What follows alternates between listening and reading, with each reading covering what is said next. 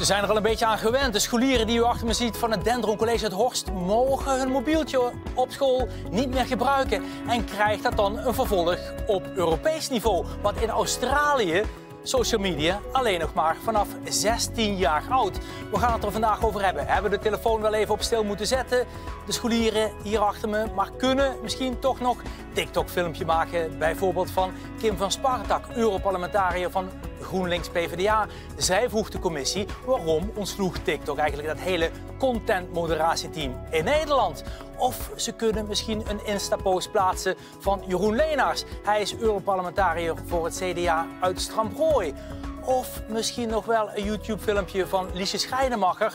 Ooit begonnen hier nog in het Europees Parlement, maar uit Den Haag ook nog bekend als minister van Internationale Handel en Ontwikkelingssamenwerking. Vandaag dus met de scholieren van de HAVO 4 en 5 uit het Dendron College uit Horst. Avondgasten Europa.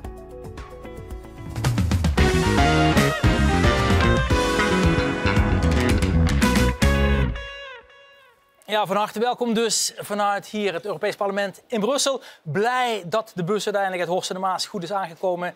Weet je nooit met de grenscontroles hoe ze gaat. Maar ze zitten er gewoon, de scholieren van het Dendron College. Gelukkig, Tatjana, want jullie hebben al een rondje achter de rug hè, in het Europees Parlement. Hoe was dat? Wat viel je op? Ja, best wel goed en best wel interessant ook. Het is veel anders dan we hadden gedacht. Want we zijn hier allemaal nog nooit geweest. Nee, wat viel je op in het parlement? Vooral heel veel tolken, wat ik eigenlijk niet had gedacht. Ik dacht eigenlijk dat ze gewoon Engels spraken voornamelijk. Maar blijkbaar zitten er gewoon 24 verschillende landen die daar gewoon alles vertalen. Ja, heel interessant. Dadelijk praten we verder natuurlijk hè, over de thema's van vandaag. Maar in die zin blijven we een beetje ook wel in de actualiteit van het tolken. Want ook in het Limburgs parlement deze dagen tolken. Maar dan om het Limburgs te gaan vertalen. Dus we blijven een beetje in stijl. Ook natuurlijk van harte welkom gasten aan tafel. Kim van Spartak, Jeroen Leenaars en Liesje Schrijnemacher. En dan begin ik even met mevrouw Schrijnemacher. Want we kennen u natuurlijk nog uit het kabinet hè, met Mark Rutte. Onder andere met Zelensky was u in Oekraïne. Bij Google op visite met Maxima en Willem-Alexander. Maar u had ook nog andere rollen als lobbyist onder andere. Weet u waar ik naartoe ga? De Fly, of niet? Inderdaad, de Fly. Want dit is Liesje Schrijnemacher inderdaad voor de Europese status van de Limburgse Fly. Ik kan me niet voorstellen dat dat niet snel komt, omdat ja, het is gewoon een unieke Fly. En eigenlijk verbindt de Limburgse Fly ook mensen, familie. En moet die erkenning volgens mij gewoon snel komen. En met wat hulp van de echte vlaaienbakker wordt de laatste hand gelegd aan de excellente Limburgse vlaai. Nu kan de erkenning niet meer uitblijven. Nee, een heerlijke kersenvlaai gaat dit worden. Ja. Ik neem hem mee naar Den Haag en naar Brussel. Ja, dat heeft succes gehad uiteindelijk, want natuurlijk die Europese status die kwam er. Goeie lobby. Het is gelukt, ja, en terecht. Ik zei het al, dat kon niet uitblijven. Nee. Nog even een stukje vlaai meegenomen voor Mark Rutte vandaag. Nee, niet voor Mark Rutte. Nee. Ik ben er wel op de koffie geweest om even zijn kantoor bij de NAVO te bekijken. Ja, dadelijk praten we verder natuurlijk hoe het met u gaat. Meneer Leenaars, vraag ik nog even aan u. Scholieren achter u, min of meer uit de buurt. In uw periode eigenlijk als 15, 16, 17-jarige... was die oriëntatie op Europa er toen ook al? Nee. Nee, ik heb als middelbare scholier nooit zo'n tripje naar het Europees Parlement gemaakt. Ook niet naar de Tweede Kamer of naar de provinciale staten bijvoorbeeld. Ik had het wel heel leuk gevonden, denk ik. Om ook hier te komen kijken en een beetje te leren over hoe het gaat.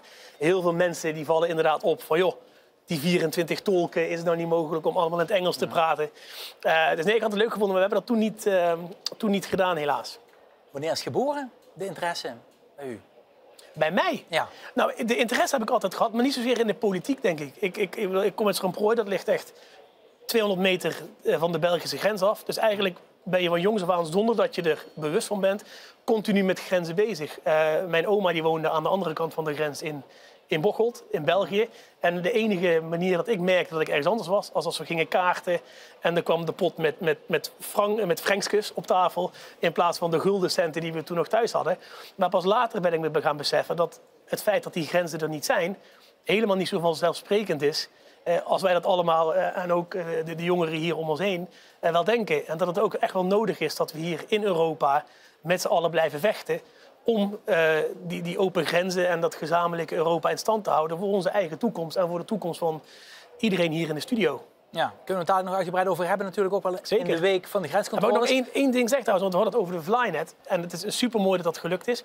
Maar je ziet nu al dat het ook heel belangrijk is dat als we dan die Fly beschermd hebben, dat we daar ook goed op gaan handhaven. Je ziet nu al dat er best veel initiatieven zijn in Limburg, maar ook buiten Limburg, die dan toch weer een soort nep-Limburgse Fly gaan verkopen met een logootje wat er een beetje op lijkt, terwijl ze helemaal niet aan de voorwaarden voldoen. En als we dan zo'n uniek product als de Fly willen beschermen, dan moet dat ook vanuit Den Haag gehandhaafd worden. Ja, Kim van Spartak denkt, met die bolus, die Zeeuwse bolus, moeten we nooit doen. Moeten we niet aan beginnen, alle gedoe. Nee, of toch wel? volgens mij wel. Ja, ik denk dat de Zeeuwse bolus zwaar ondergewaardeerd wordt. Dus volgens mij is het heel belangrijk dat we daar veel... Het is lekker, het is zelfs veganistisch. Iedereen kan het eten, het is helemaal top. Ja, dadelijk gaan we natuurlijk uitgebreid praten over social media. Maar eerst nog even, natuurlijk gegijzeld door de grenscontroles, terug naar het begin van deze week, waar de grenscontroles starten in Limburg. 327 grensovergangen zijn er. Dus het is wat dat betreft een hele taak. En het bleef uiteindelijk daarna ook maar bij een aantal kleine formaliteiten. We understand that we need to keep the passport with us. Moi, je pense que c'est normal. La police a le droit de contrôler, de voir si les gens sont réguliers ou pas. Ou voilà. Je trouve normal. But I think it's a little bit too late to do that now. So Why? Yeah, we have now the problem. So also when you do now the border control, the problem is there. So they don't solve it now. But nemen steekproefsgewijs controleren we. Het is ook zo dat de marechaussee die gaat ook op basis van de risicoanalyse en informatie gaan zij te werk. En zij krijgen dus ook, ze hebben daar een systeem voor om te kijken wat het meest efficiënt is en het meest praktisch is. Hoe werkt dat? Om te gaan controleren. Dat kan ik u niet vertellen, omdat we gaan natuurlijk niet vertellen hoe we dat gaan doen. Want daar zal iedereen wel heel erg blij mee zijn. Tenminste de mensen die aan de verkeerde kant staan, die zouden daar natuurlijk heel blij mee zijn als ze zouden weten hoe de werkwijze is. Ja, Marjolein Faber dus op 9 december in Limburg bij die start van die grenscontroles. Jeroen Leenders, wat hebben we nu precies gezien? Nou, we hebben steeksproefsgewijze grenscontroles gezien. En dat is iets wat ieder land gewoon kan doen en ook doet. En ik heb het gevoel dat mevrouw Faber er iets heel groots van probeert te maken, omdat dat dan een prettige politieke boodschap is om uit te brengen. Maar eigenlijk gebeurt er niet zo gek veel. Nee, hadden ze moeten aanmelden. Nou ja, het grappige is, ik sprak hier mensen in Brussel ook, die zeiden een beetje verbaasd dat Nederland dit allemaal officieel aangemeld heeft als een soort van uitzondering op het Schengen-verdrag. Omdat wat ze doen, dat kan eigenlijk prima volgens de huidige regels. En daar hoef je helemaal niet het Schengen-verdrag voor uitgezonderd te worden. Steeksproefgewijze controles aan de grenzen, in de buurt van grenzen op basis van risicoanalyses is een heel normaal gebruik wat in veel landen toegepast wordt, zonder dat je daar per se heel grote bombarie over hoeft te maken. Ja, ook heel opvallend eigenlijk. Er is best veel draagvlak voor bij de mensen die we erover spraken. Mevrouw van Spartak, hoe kijkt u daarnaar? Hoe leeft het in het zuiden van Zeeland bijvoorbeeld? Ja, ik denk toch dat we zijn... Ja, ik weet niet, wat jij net zegt inderdaad. Je bent zo gewend als je uit een grensgebied komt dat je gewoon de grens over kan. En ik denk dat er toch wel veel sceptisch is ook van wat is nou de effectiviteit uiteindelijk. We hebben in Zeeland natuurlijk heel veel problemen altijd gehad met veel drugstoerisme. En we deden al heel vaak dit soort steeksproefgewijze tests. Dus ja, ik weet niet of er nou zoveel verandert. En inderdaad, hoeveel geld er aan deze campagne om te doen alsof er nu hele strenge grenscontroles is gedaan, terwijl het niet echt een oplossing is. Ja, dat vinden de Zeeuwen natuurlijk niet zo goed. We zijn een beetje zuinig. Ja, duidelijk. Daarom ook alle tijd om naar de scholieren te gaan van het Dendron College uit Horst, die zich de afgelopen weken ook hebben bezig gehouden met het thema Europa. Olivier, je hebt een vraag onder andere over social media. Want we weten, dat is natuurlijk wel sinds Trump in de Verenigde Staten verkiezingen heeft gewonnen iets wat speelt. Grote techbedrijven die gaan meer vrijheid krijgen. Wat was jouw vraag aan de Europese tafel? Ja, zoals we dus in Australië is er een minimumleeftijd op Instagram, TikTok, Snapchat. Wordt dat ook mogelijk in Europa ingevoerd? Een minimumleeftijd en dan niet per se op 16, maar misschien op lager of zelfs hoger? Mevrouw van Spartak, ga ik u eigenlijk het woord geven, want het is ook een beetje uw portefeuille. Ja, nou, ik hoop van niet. Maar er zijn zeker discussies gaande in verschillende landen waar ze dit misschien wel willen invoeren. En ik denk dat dat helemaal geen goede oplossing is. Ik ben heel benieuwd wat jullie ervan vinden. Het lijkt mij helemaal niet leuk als je er niet meer op mag. Maar ja, het ding is ook, sociale media, ja, er zijn een heleboel dingen daaraan die niet goed zijn. Het is niet veilig. Je krijgt een heleboel hele nare dingen soms te zien op sociale media. Daar moeten we ook wat aan doen. Maar dat moeten we volgens mij doen. We moeten er wat aan doen dat jij de hele tijd hele heftige, hele nare dingen op je timeline te zien krijgt.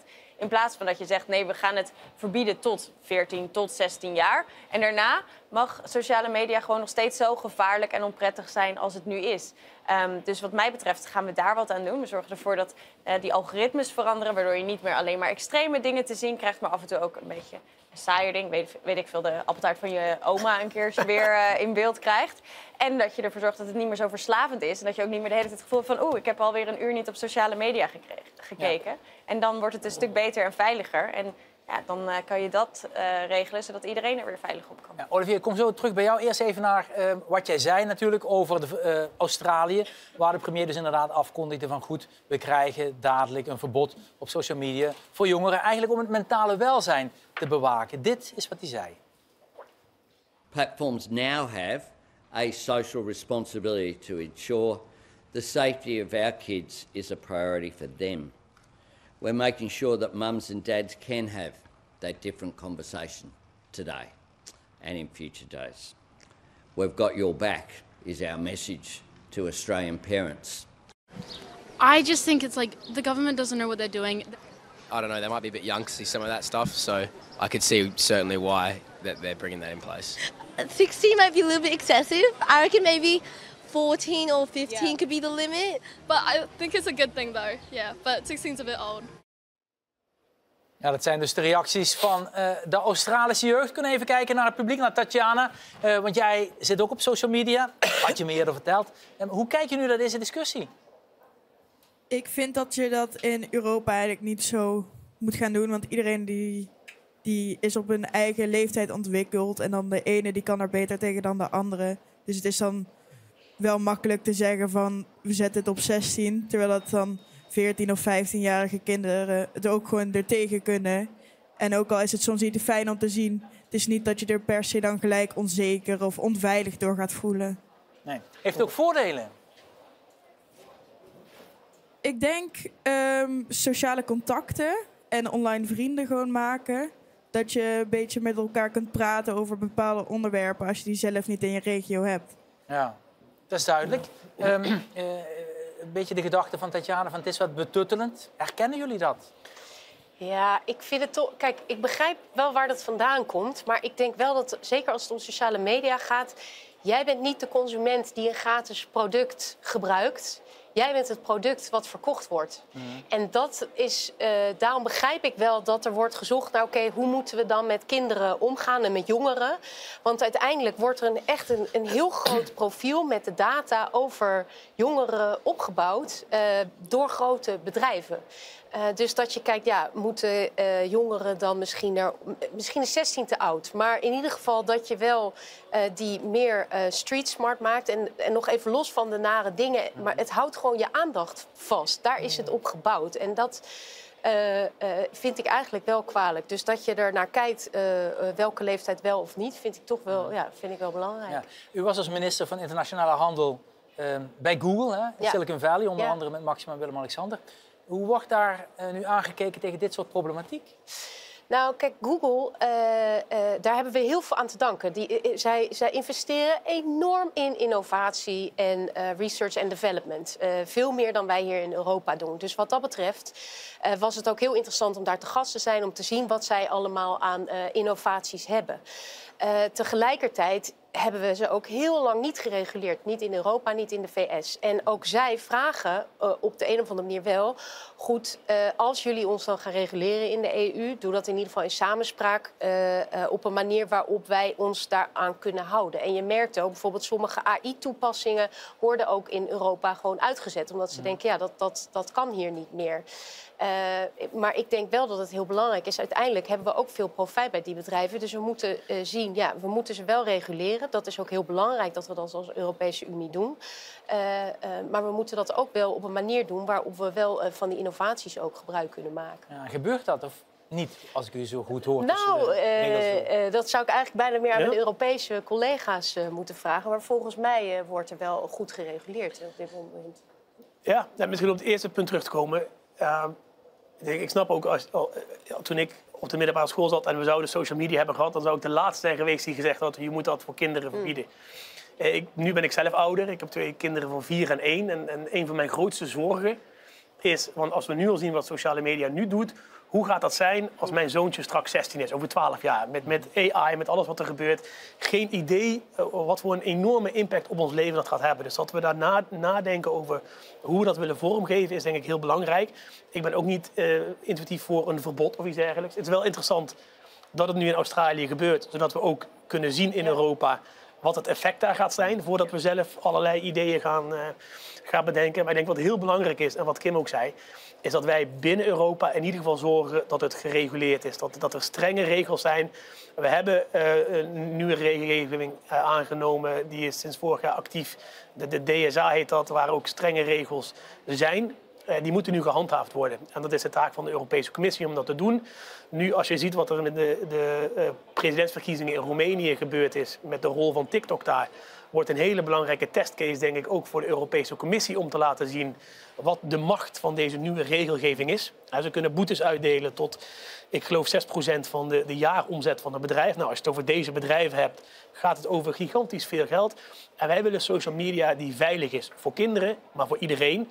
De verslavende aspecten, waar je het ook al over gehad hebben, dat moet eruit. Er moet er duidelijkheid en transparantie zijn over de algoritmes die gebruikt worden, zodat gebruikers ook een keuze kunnen maken in wat ze te zien krijgen en dat ze niet alleen maar overgeleverd zijn aan wat voor het bedrijf het meeste geld oplevert. En als je dat allemaal doet, dan denk ik dat een verbod niet nodig is, omdat het ook voor jongeren ook gewoon een prachtig luik naar de wereld is om contacten te houden over de hele wereld, om je het in te lezen, om je mee te maken over evenementen die overal plaatsvinden. Dus, U noemde net al de verkiezingen in Roemenië. We krijgen natuurlijk de verkiezingen in Duitsland. Frankrijk wellicht ook nog komend jaar. Mevrouw van Sparta, u vroeg aan de Europese Commissie, check eens even bij X wat die überhaupt hebben gedaan rond die Amerikaanse verkiezingen. Wat staat ons eventueel te wachten? Wat zijn de gevaren? Wat zijn de uitdagingen? Nou ja, goed, wat je nu ziet is eigenlijk dat bijvoorbeeld een Elon Musk heeft letterlijk zijn algoritme aangepast. Dus het algoritme van X aangepast. Zodat dingen die in het voordeel zouden vallen voor Trump bovenaan je tijdlijn zouden komen te staan. Dat je ook alleen maar wat hij zegt ziet. Althans, als ik op X ga en naar de pagina ga wat mij aangeraden wordt. Ik zie alleen maar wat Elon Musk belangrijk vindt. En dat is eigenlijk gewoon een heel grote vorm van misbruik maken van zo'n platform. Waarvan we met z'n allen hebben afgesproken. Ja, het is niet zomaar een platform. Het is ondertussen gewoon een volgende stap in waar het publieke debat plaatsvindt. Het gebeurt niet alleen maar op talkshows. Heel veel delen van het publieke debat vinden op sociale media plaats. Daarom moeten zij ook wat meer verantwoordelijkheid dragen dat dat debat goed verloopt. Als dan één speler kan zeggen, nee hoor, we gaan nu alles doen, dat de grootste onzin wordt verkondigd om er maar voor te zorgen dat Trump gaat winnen.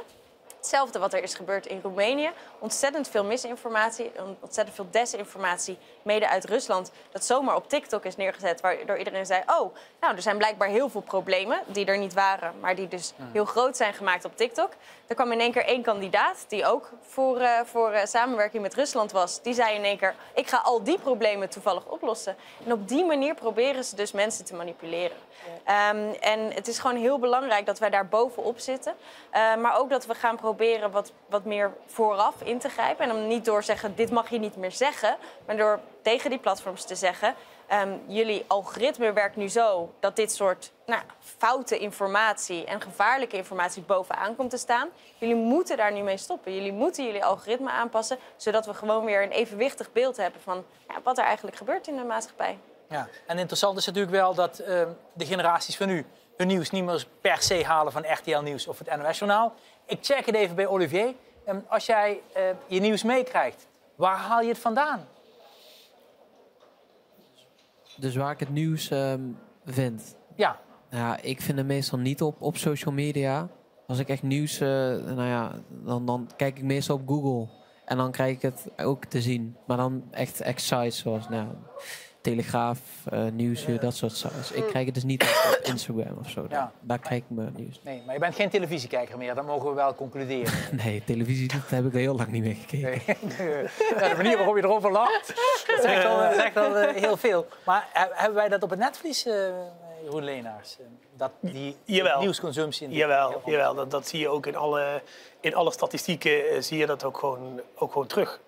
Dat traditionele media, televisie, radio is echt weg bij jongere generaties. En ook kranten en dergelijke. Dus je zult de rol van social media en dan zeker ook platforms als X met TikTok zijn een hele belangrijke bron van nieuws. Ook als mensen niet op zoek zijn naar nieuws per se, krijgen ze wel nieuws te zien via die platforms. Dus dat is zeker op het netvlies. En daar moet je ook iets mee richting de toekomst. Maar hoe en wat precies, dat is nog iets ingewikkelder. Ja, laten we nog even snel kijken naar de Europese wetgeving die er is. Zoals net al even aangehaald en gerefereerd. Dit is de ondertekening bijvoorbeeld door de voorzitter van het Europees Parlement. World's first AI Act. Legislation that will no doubt be setting the global standard for years to come. So there are many things that cannot be digitalized. Emotions, will and judgment. All this belongs to us, to this House, which has the ability to set the tone worldwide. This is all about Europe taking the lead, and we do it our way, responsibly. Thank you. Ja, Roberta Metsola, inderdaad. Mevrouw Sparta, vraag ik u nog goede regels natuurlijk dan wel voor Europa. Tenminste, zegt we doen dat verantwoordelijk. Maar zet het Europa ook op een achterstand ten opzichte van mensen die zeggen van ja, alles kan? Ja, ik vind dat dus heel interessant. Er is nu heel veel discussie over. Van inderdaad dat er heel veel kunstmatige intelligentie niet meer wordt uitgerold in Europa. Er is alleen één ding. De kunstmatige intelligentiewet is nog niet helemaal af. En hij is ook nog niet ingevoerd. Dus ik begrijp nog niet helemaal waar deze bedrijven van zeggen dat ze er niet aan kunnen voldoen. Ik denk juist dat het heel belangrijk is dat wij echt de koers zetten. Wat je ziet, wat er gebeurt in Amerika bijvoorbeeld, is dat deze bedrijven gewoon allemaal data stelen. Ze gebruiken allemaal voor informatie van kranten bijvoorbeeld zonder daarvoor te betalen. Daarop bouwen ze dan een systeem en dan zeggen ze, kijk, dit hebben wij gedaan.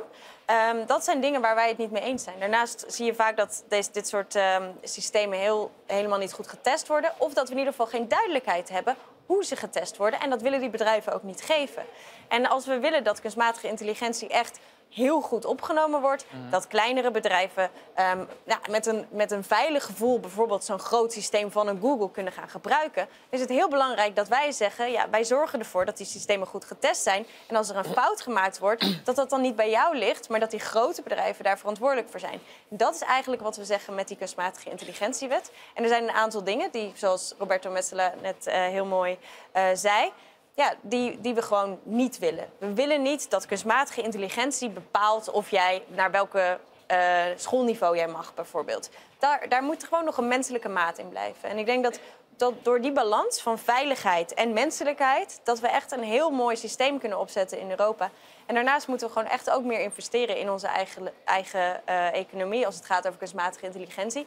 Want ja, het is toch, als je naar veel van de rapporten kijkt, het is niet per se de regulering, maar wel echt dat we echt niet genoeg hebben geïnvesteerd, omdat we de hele tijd denken, ja, die Amerikaanse bedrijven doen het wel. Nee, we moeten echt serieus gaan investeren in de Europese start-ups, in de Europese bedrijven. Die hebben we wel, maar die leggen het toch steeds af tegen die grote bedrijven, waar toch de meeste mensen uit gemak dan maar naar kijken. Van, oh ja, Microsoft en Google gaan het wel regelen. Hoeven we niet investeren in Europa? Ja, dat moet wel. We moeten echt onze eigen bedrijven hier steunen. Ja, mevrouw Schuijnmaker, hoe kijkt u er tegenaan als minister Internationale Handel? Ja, kijk, ik ben het eens met Kim wat betreft de veiligheid en de menselijkheid. En ik denk ook dat het heel belangrijk is, wat Kim ook benoemt, de kansen die het biedt. Want we weten ook dat AI borstkanker beter kan detecteren dan het menselijk oog, dan de arts. Dus er zijn heel veel mooie dingen die ermee kunnen gebeuren. Maar het is wel belangrijk inderdaad dat we het op de goede manier reguleren. En tegelijkertijd heel veel investeren in innovatie, in onderzoek. Want uiteindelijk kunnen we niet alleen maar op de Amerikanen en op de Chinezen bouwen als het gaat om AI. We moeten echt onze eigen economie, industrie, sector, technologische sector helpen daarbij. Ja, duidelijk. Ja. Goed, we gaan naar de start van de Europese Commissie. Natuurlijk, dat gebeurde in het begin van deze maand. En er was meteen een handelsverdrag met Zuid-Amerikaanse landen, met Mercosur, Argentinië, Brazilië, Paraguay, Uruguay en Bolivia. De commissie zei, duimpje omhoog, doen we. We hebben 25 jaar gepraat, eindelijk kunnen beginnen. Maar het Nederlands parlement zei, wij gaan op de rem, we vinden het geen goed idee. We hebben geluk dat de minister van Internationale Handel van het vorige kabinet hier aan tafel zit. Hoe kijkt u daarnaar? Ik vind het jammer dat de Tweede Kamer al meteen een standpunt heeft ingenomen, nog voordat ze de tekst kennen. Nog voordat het debat gebaseerd op de feiten, op het verdrag, op de afspraken die tussen de Europese Commissie en de Mercosur-landen zijn gemaakt, echt gevoerd kan worden. Want ik denk dat het heel belangrijk is dat we als Europa... we hebben het steeds over Europa, we moeten zelfstandiger worden. We moeten onafhankelijker worden van andere landen. We moeten niet alleen maar naar China kijken voor onze afzetmarkt. Nou, dan komt de Europese Commissie dus met een antwoord daarop, namelijk met een handelsverdrag met een gigantische markt. En dat gaat niet alleen over een afzetmarkt waarbij wij onze producten kunnen verkopen, maar waarbij wij bijvoorbeeld ook een voorkeurs- of een voorrangspositie hebben voor het inkopen van critical raw materials. Dus grondstoffen die kritiek zijn, die wij nodig hebben voor onze industrie. Ja.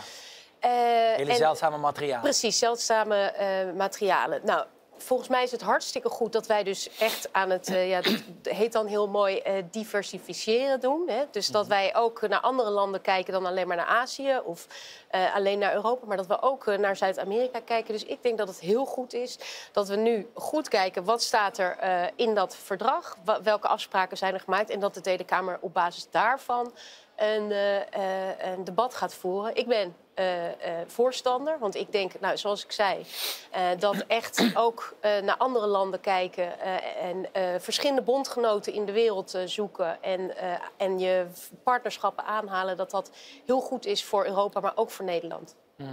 Bent u ook voor?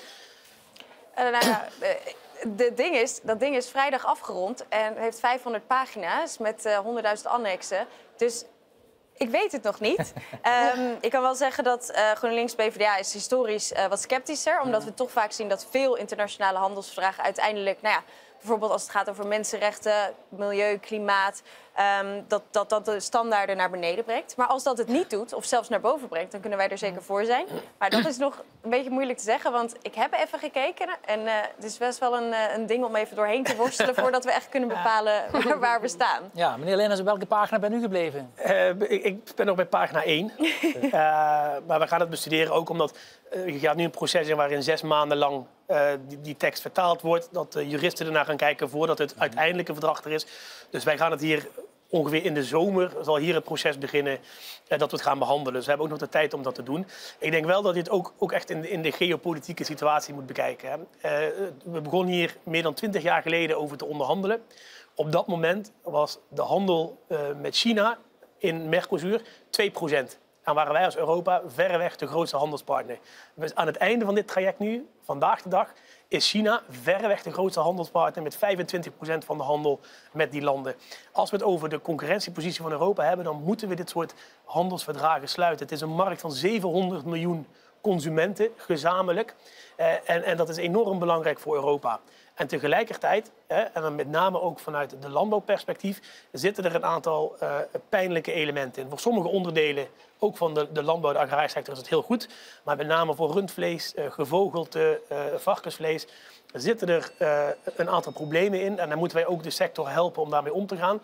Plus, en ik denk dat we het allemaal over eens zijn, we moeten altijd voorkomen dat er bijvoorbeeld vlees dat met hormonen behandeld is in die landen, wat nog steeds wel de standaard is, dat via zo'n handelsverdrag op de Europese markt kan komen. Want het is niet eerlijk, het is slecht voor de gezondheid en dergelijke, dat ten eerste.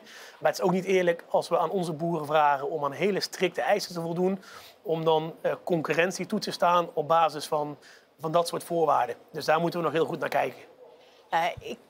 Toch even in aanvulling daarop, of in reactie daarop. Er is heel duidelijk afgesproken, en dat is in elk handelsverdrag, dat de producten die op de Europese markt komen altijd aan alle Europese regelgeving voldoet. Ik denk dat het belangrijkste is van zo'n verdrag, het vergemakkelijkt de handel tussen ons, tussen Europa en Zuid-Amerika.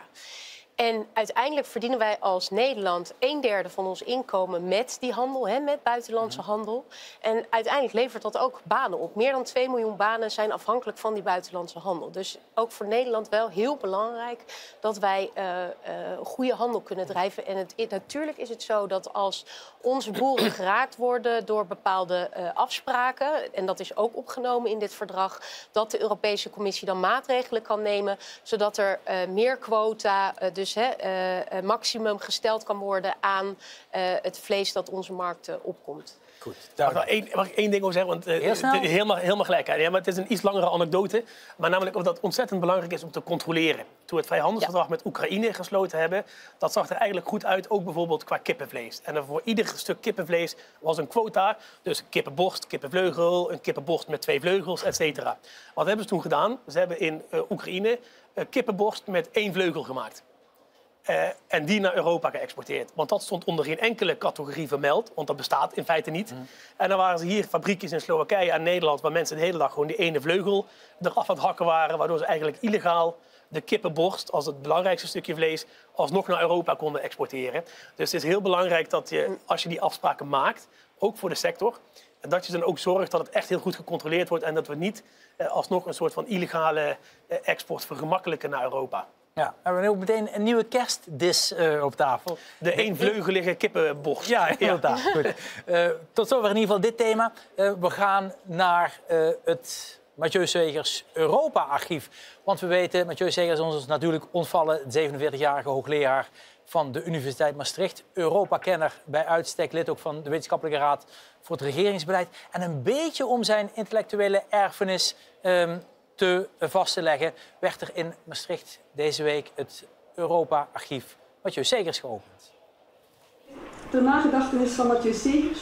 Ja, Mathieu was natuurlijk een geliefde collega, zowel bij Studio Europa Maastricht als bij de faculteit Cultuur en Maatschappijwetenschappen.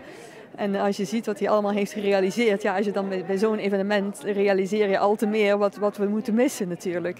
December vorig jaar overleed Segers op 47-jarige leeftijd. En daarmee verloor de Limburgse hoofdstad een van de meest markante Maastrichtenaren. En hij is iemand die vanuit die passie en dat gevoel voor, hier gaat het om. Hè? En ik bedoel, als hij nu Europa zag, zou hij dat nog harder roepen en zeggen, we moeten als Europa verenigd zijn. En die gedachte, die passie en die filosofie ook en politieke kijk op de wereld, die hebben hem altijd gedreven. Als hoogleraar hedendaagse Europese geschiedenis en Europese integratie koesterde Segers het verdrag van Maastricht. In een document uit 1992 kwamen zijn persoonlijke en professionele leven samen. Ik was geïnteresseerd in de politiek en ook wel geïntrigeerd door het feit dat de wereldpolitiek letterlijk zich in de straten van mijn leven begon af te spelen. En daarom wilde ik daar eigenlijk zo dicht mogelijk bij in de buurt komen. Ik probeerde dus bij dit hotel dat ik zo goed kende en waar ik zo dicht langs kon lopen, normaal gesproken, aan te komen. Maar dat lukte niet, omdat eigenlijk alle straten eromheen afgezet waren. En ik kwam dus niet veel verder dan een paar 100 meter vanaf de voordeur van mijn ouderlijk huis op de Wilhelminasingel. Aan de goede kant van de brug, zoals vanmiddag nog plagerig geconstateerd werd. Na de diagnose van zijn ongeneeslijke ziekte werkte Segers nog aan het boek dat vandaag gepresenteerd werd. En dacht Mathieu ook mee over het Europa-archief dat vanaf deze week te bezichtigen is in het Centre Ceramiek in Maastricht. In dit archief komt de hele geschiedenis van Europa samen. De lange geschiedenis, de diepe geschiedenis van het verdrag van Maastricht. Niet alleen de geschiedenis van de Eurotop, maar ook van de jaren daarvoor. En dat is eigenlijk ook de voornaamste interesse en boodschap ook van eigenlijk de persoon naar wie het archief genoemd is, Mathieu Segers. En dat maakt natuurlijk dat hij dat verdrag van Maastricht heeft gepropageerd, waar hij maar kon. Alles erover verteld op een hele eenvoudige manier, want dat is ook nog niet zo makkelijk. Zodat iedereen het kan snappen, waardoor de stad Maastricht natuurlijk ook in de schijnwerpers is gekomen met het verdrag en met alles wat hij heeft gedaan. Ja, Annemarie Pen dus over Mathieu Segers. Liesje Schrijnemacher kende Mathieu Segers ook nog goed. Heeft ook nog een beetje wegwijs gemaakt in dat verdrag, meen ik. Klopt. Ja, een van mijn eerste werkbezoeken als Europarlementariër was aan Maastricht en ook aan het verdrag van Maastricht. Ja, ik vind het echt heel mooi dat dit archief nu er is en wordt opengesteld. Mathieu heeft zoveel betekend voor Europa en voor Maastricht. Hij heeft beide echt op de kaart gezet in Nederland. En daar mogen we ontzettend dankbaar voor zijn. Ja, u zat er natuurlijk ook in Den Haag op het moment dat Mathieu zich nog regelmatig liet horen. Ja. Is dat een stem die gemist wordt? Ja. Iemand die zoveel kennis van de EU heeft, van de Europese instellingen en ook echt een visie van hoe wij daar als Nederland mee om moeten gaan. Bijvoorbeeld waar ik het wel eens met hem over heb gehad, is de manier waarop wij onze Nederlandse belangen kunnen laten gelden in Europa en hoe we dat beter zouden kunnen doen. Daar had hij echt ideeën over. Hè? Dat we dus ook de ideeën van Nederland en de visie van Nederland op Europa op veel meer niveaus, op veel meer plekken binnen de commissie, binnen het Europees Parlement, binnen de Raad eigenlijk zouden moeten stroomlijnen en echt op de kaart moeten zetten. En ja, ik ben hem daar heel dankbaar voor. Ja. Mevrouw van Spartak, denk je dat we misschien hier in dit publiek van 4 en 5 haven van het Dendron College hebben we eventuele potentiële Europarlementariërs kunnen inspireren vandaag? Ja, ik hoop het. Hoe gaat dat? Nou ja, ik denk gewoon dat bijvoorbeeld zoiets als sociale media, en dit is echt een van de redenen waarom ik zelf de politiek in ben gegaan, daar wordt zoveel over gesproken. En ik begrijp ook dat ouders heel veel zorgen hebben. Maar er wordt altijd over jongeren en sociale media gesproken en heel weinig met. Ook hier in het Europees Parlement, de gemiddelde leeftijd is zeker niet aan de jonge kant. Dus ja, ik zou vooral zeggen dat als jullie geïnspireerd zijn, doe het snel. Want we kunnen wel wat meer jonge stemmen van mensen die bijvoorbeeld ook weten hoe sociale media werkt, gebruiken hier in het Europees Parlement. Dus over 4,5 jaar zijn er weer verkiezingen. Ga ervoor. En als je tips wil, bel gewoon. Ja, kan meteen eens even polsen. Kunnen we handen omhoog voor iemand die er eventueel denkt van ja, hier zou ik wel stage willen lopen straks bij een van. Nou, kijk eens hier bij een van de Europarlementariërs. Nice. Daar hebben we er al 2. Aan deze kant ook nog. Nou ja, 3, dat is een 2 bij Kim, 2 bij mij. Ja, dat is goed. Maar u heeft wat dat betreft wel veel stagiaires, of tenminste mensen die bij u werken. Bijvoorbeeld uit het Model European Parliament. Ja, maar altijd. Maar ik ben hier zelf als stagiair ooit begonnen. Hè. Ik heb, dat is inmiddels 16 jaar geleden. Ik heb hier 16 jaar geleden een half jaar stage gelopen. Toen bij Ria Oomen in het Europees Parlement. En zo ben ik hier uiteindelijk terechtgekomen. Dus ik zou echt iedereen aanraden. Ook als je niet per se de politiek zelf in wil, maar gewoon als een ervaring om hier naar het Europees Parlement te komen, om stage te lopen, om in contact te komen met allemaal leeftijdsgenoten uit heel Europa die hier ook stage komen lopen, weer te komen werken. Het is echt een fantastische ervaring en kom dat vooral doen. Ja, en dat we Europa toch, zoals mevrouw Schijnemacher zei, iets meer tussen de oren krijgen bij de verschillende generaties. Ik wens jullie allemaal een hele goede terugreis, dames en heren. Hartstikke fijn dat jullie er waren. 4 en 5 haven van het Dendron College. En de gasten natuurlijk, Liesje Schijnemacher, Jeroen Leenaars, Kim van Spartak. Hartstikke bedankt dat jullie er waren. En nu bedank ik voor het kijken en ik wens u hele mooie feestdagen en een heel mooi uiteinde. We zijn er weer vanaf januari 2025. Hele mooie kerst. Waar wij van vinden dat die mensen wat zijn